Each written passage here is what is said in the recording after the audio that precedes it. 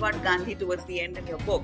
My question is simply this: that you say how in 1917 in the session, the Congress session, he was addressed simply as MK Gandhi, right? And about a year later, in 1918, suddenly he's hailed as a Mahatma. So this transition was swift. It happened very quickly. And for somebody who came in so late into the freedom struggle, the man's elevation to a Mahatma, the status of a saint, a Mahatma, was, I mean, now when you look at it, it does sound dubious. And my question is also, how did people like Patel, for example, how were they so smitten by Gandhi? What was it about this man, in your personal opinion, that made him one? And then finally, two things. What do you think was the most damaging thing done by him? And well, if you want to give him some credit, the most profitable thing or thing that he did by which India profited the most? See, I think a few months ago, I had the benefit of interacting with an audience in Bengaluru, and I specifically said that Gandhi is a huge mixed bag. Okay. Yes. If you wish to agree with him on a few things, you're bound to find something which you can agree with him on. And there are several disagreeable elements to it. But the problematic aspect of his legacy is the, how do I call it? He effectively rendered the Hindu society defenseless, impotent, and almost incapable of standing up for itself. Correct. And those who did were coerced or guilt-tripped into laying down arms. Okay, that's where the balance sheet, according to me, reads red, seriously red, because to draw a line from the Avengers, the ledger is dripping with red, it's gushing red. Okay, because the man did not even think that we were entitled to the right to self-defense, the most fundamental of rights. Okay, that's the problem. But in terms of his elevation to the stature of Mahatma, my analysis based on the literature has been that he rode on the Khilafat movement, and therefore he was the first Hindu-Muslim leader of Bharat. Okay. Right. And there obviously was a certain degree of personal charisma, no doubting it. Okay. And after Tilak's passing in 1920, literally there was a huge vacuum. Right. And he had managed to galvanize the country through the Khilafat movement, but had significantly also sown the seeds for the future partition. Okay. And therefore, there is an element of vacuum coupled with all the optics that went with being the Mahatma. Think of, let's say, the India Against Corruption movement of 2011 onwards, which gave us the gift that is called Arvind Kejriwal. Okay. And if he had continued with his facade without revealing his true colors, don't you think Arvind Kejriwal would have actually amassed a certain degree of standing in the country, which he had managed to? Yes.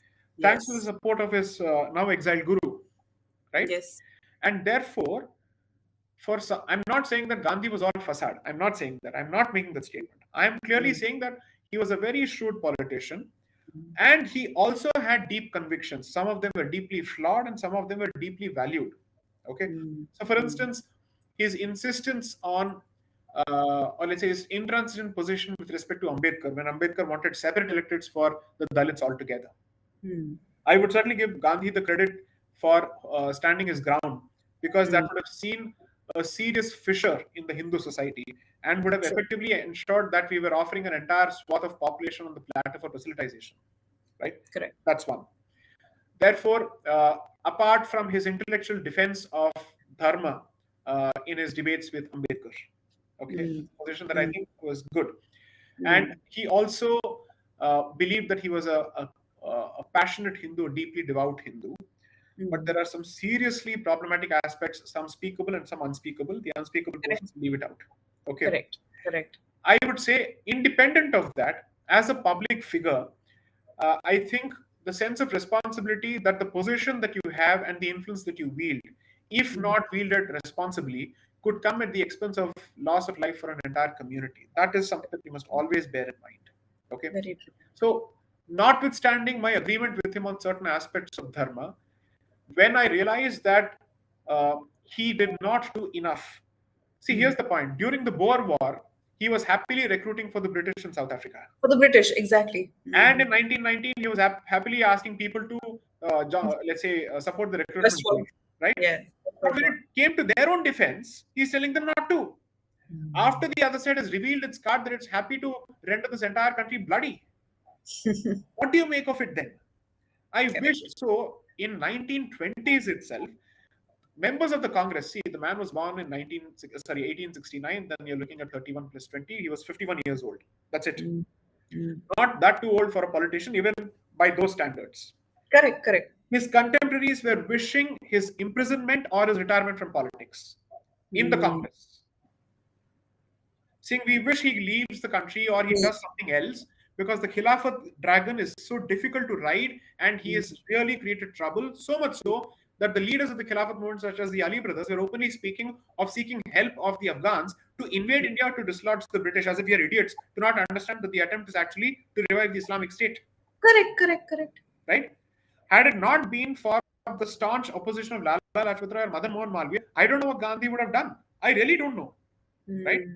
So while it seems as if he had a fantastic ability to pull the audience together, to actually create a unified movement and all of that, assuming for a moment that I give him 100% credit for the ability to galvanize the people, to what end? What did he do next with that? Correct. Right?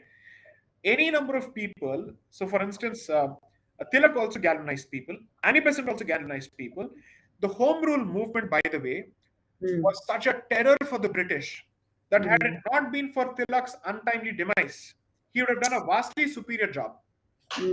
Okay, along with Annie Besant, along with the support of revolutionaries, he was doing a fantastic job.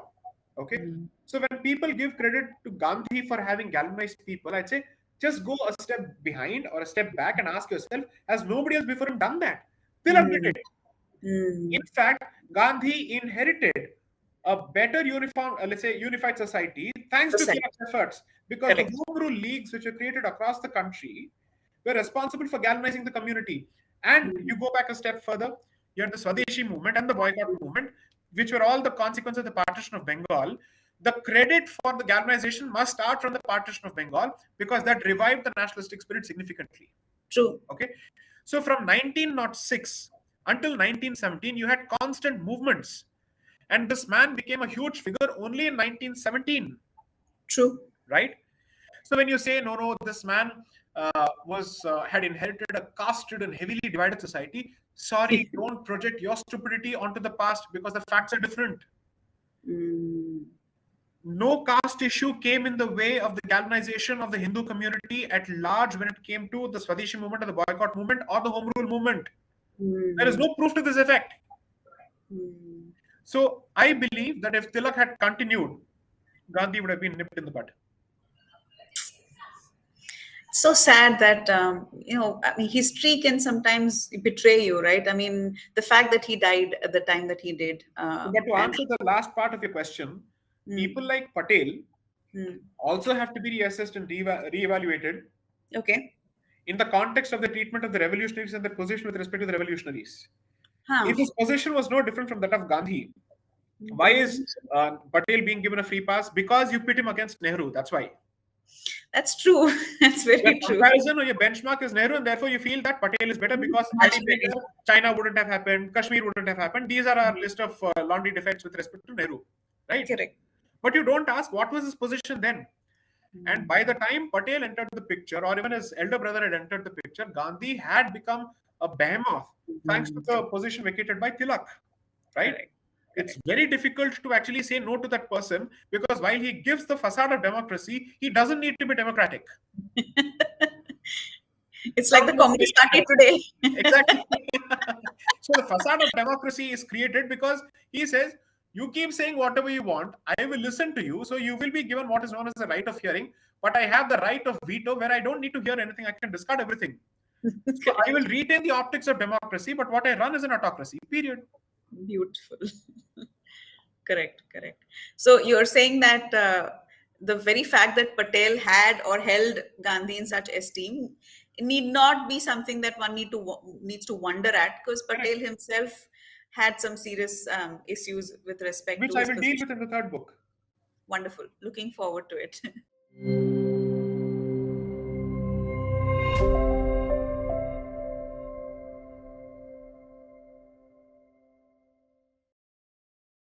Please remember to subscribe to us and switch on the notifications for this channel. For our other social media links, more content, and to support our work, please visit citti.net. Dhanyavad. Namaskar.